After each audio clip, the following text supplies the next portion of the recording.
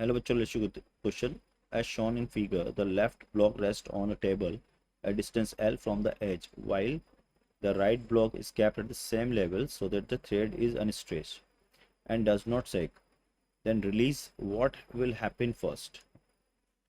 Left block reach the edge of the table.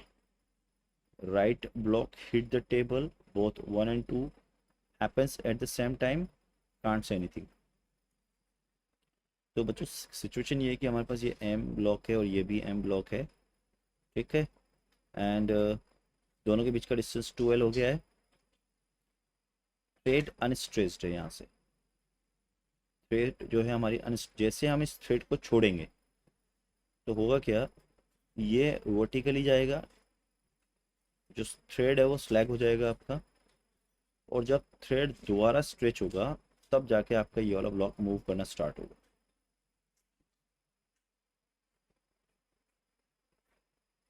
तो अब अगर इसको देखें तो कौन सा ब्लॉक पहले हिट करेगा वेज के,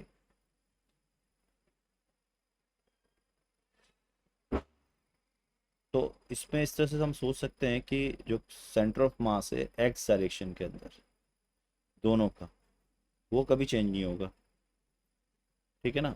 इसका मतलब सेंटर ऑफ मास दोनों का जो रहेगा वो वर्टिकल एक्सिस पे ही रहेगा, इस पर, ठीक है। क्यों? क्योंकि एक्स डायरेक्शन में कोई फोर्स नहीं है और आएगा भी तो वो नेट कैंसिल आउट हो जाएगा।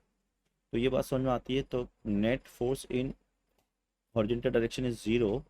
तो ये दोनों ब्लॉक जो हैं वो इस तरह से मूव करेंगे, उनका centre of mass x coordinate change नहीं होगा, ठीक।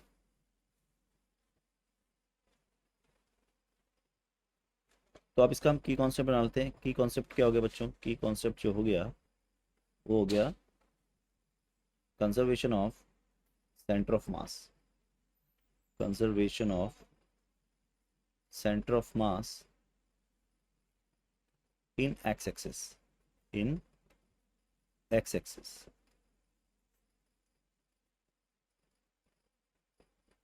तो ये हो गया आपका की कॉन्सेप्ट। अब अगर ढंग से देखो तो net force in x axis हमेशा जीरो होंगे।